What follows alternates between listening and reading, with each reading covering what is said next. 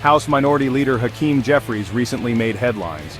He called for Democrats to fight President Trump's agenda in the streets. This statement immediately raised red flags. Is Jeffries subtly encouraging violence?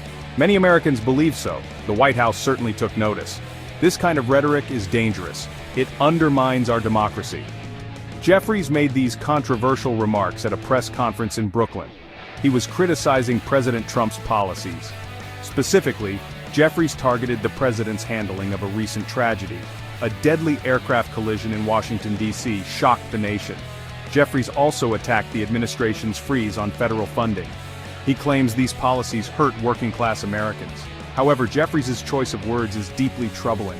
Fight carries a strong connotation of violence. In today's political climate, such language is irresponsible. It's like throwing gasoline on a fire. The timing of Jeffries' statement is also suspect. It comes at a time of heightened political tension. The White House wasted no time in condemning Jeffries' words. Deputy Press Secretary Kush Desai called for an apology. Desai accused Jeffries of inciting violence. He pointed to a pattern of leftist violence in recent years. This is a serious accusation. It's not one to be made lightly. Jeffries needs to be held accountable for his words. Republican leaders were quick to condemn Jeffries' statement. House Majority Whip Tom Emmer called the rhetoric inflammatory. He demanded an apology from Jeffries. Representative Randy Feenstra echoed these sentiments. He accused Jeffries of using dangerous language. Feenstra stressed the need for civil discourse. The Republican outcry is understandable. Jeffries' words were reckless. They have no place in our political dialogue. The call to fight in the streets is unacceptable. It evokes images of chaos and violence. This is not the America we want. Republicans are right to demand an apology. Jeffries needs to take responsibility for his words. He needs to assure the American people that he does not condone violence. Silence is not an option. It would be a tacit endorsement of violence. This incident highlights a disturbing trend.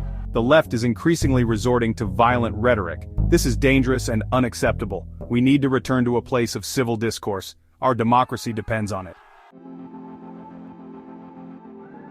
In response to the backlash, Jeffries' spokesperson issued a statement. Christy Stevenson claimed fight referred to peaceful protest. She emphasized Democrats' support for nonviolent action. This explanation seems weak. It feels like damage control.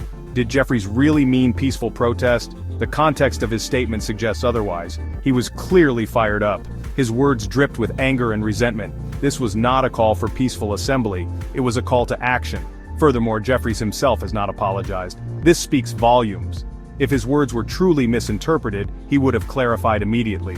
He would have apologized for any misunderstanding. Instead, he remained silent.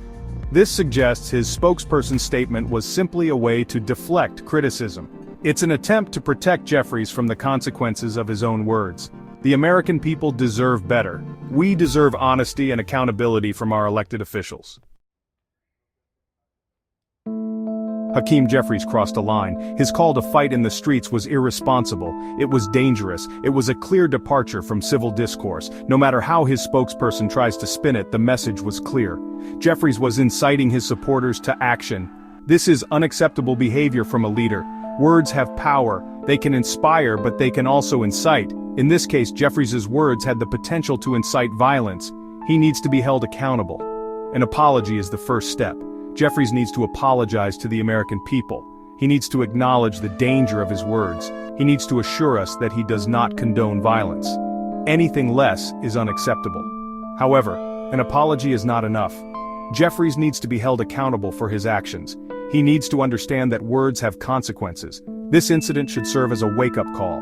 We need to demand more from our leaders. We need leaders who will unite us, not divide us. We need leaders who will choose words carefully.